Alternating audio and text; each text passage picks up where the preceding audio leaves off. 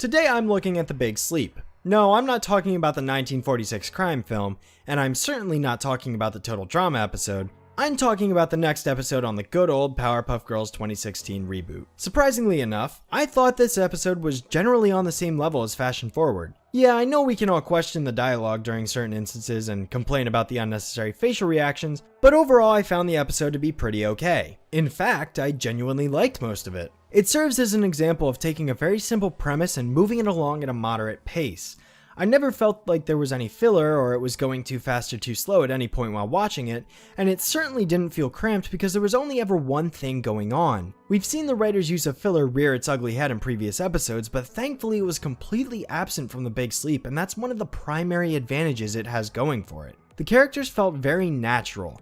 No one was acting over the top or obnoxious aside from one or two exceptions, and they all fit perfectly. Truth be told, I was actually enjoying myself during the second half of the episode, and that's certainly a rarity as far as I'm concerned. The Big Sleep begins not with the girls themselves, but with Space Tow Truck of all things. You know, Space Tow Truck is something I actually find to be more interesting than the show itself.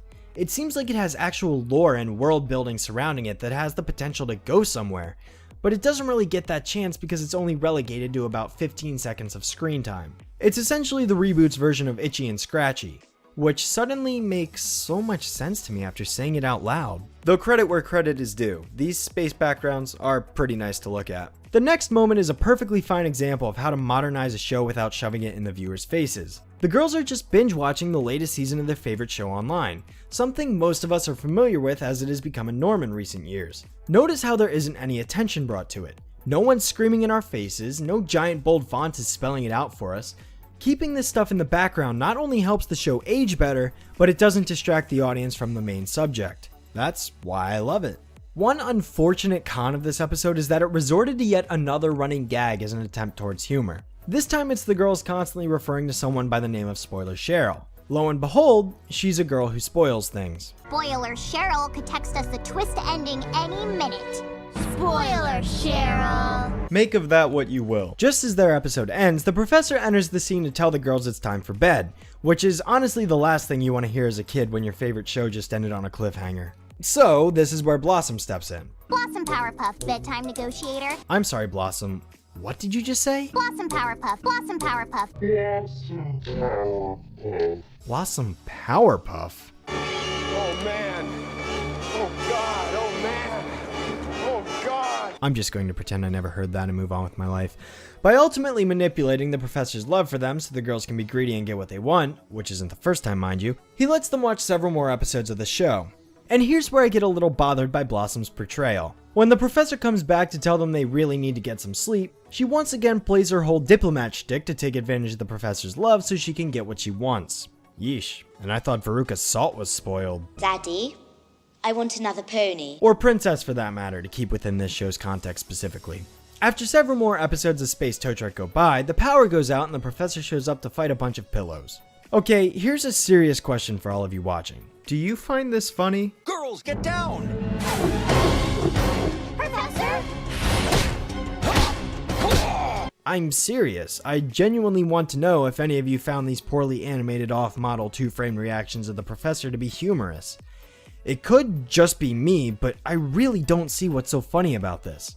I don't mean this in a mean-spirited way either. I sincerely want to know if this is funny to some people and I'm just not getting it. I know this had to be intentional, but I want to know why. Thankfully, after that little speed bump, the episode begins to pick up after the four rush to the professor's lab. I hope you like thriller-esque movies because the rest of this episode is pretty much just one huge homage to them. The next part drags on for a little longer than I would like, but it's not that intrusive. In short, the professor gives a bunch of exposition about how he made a sentient pillow that can fluff itself, and somehow it accidentally became so smart it could hunt down people and put them to sleep.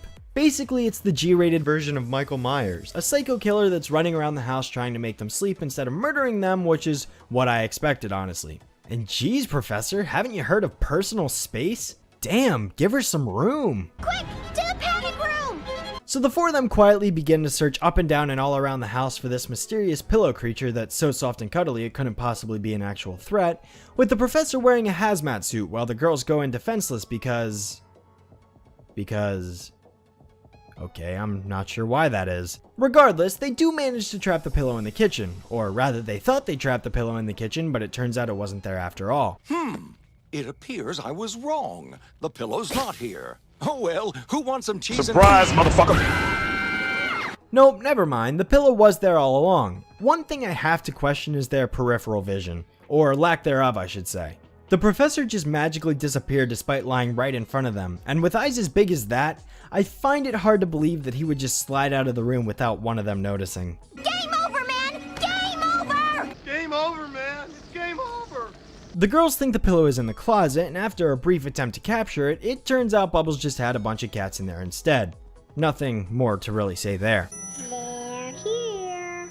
Man, these are just writing themselves today, aren't they? I again want to compliment the way these cultural references are handled in this episode. Notice how they're all subtle one-liners or minor nods that don't distract you from the main course of action. They're present, but they aren't being shoved in our faces. This is how all of the Reboots episodes need to be done. And so, Buttercup dives into her pillow fort because the girls think that's where the pillow is hiding, though once again the pillow outsmarts them. Several poorly drawn reaction images later, Buttercup gets knocked out by the rabid pillow and dragged away into the darkness, never ever to be seen again. And then there were two.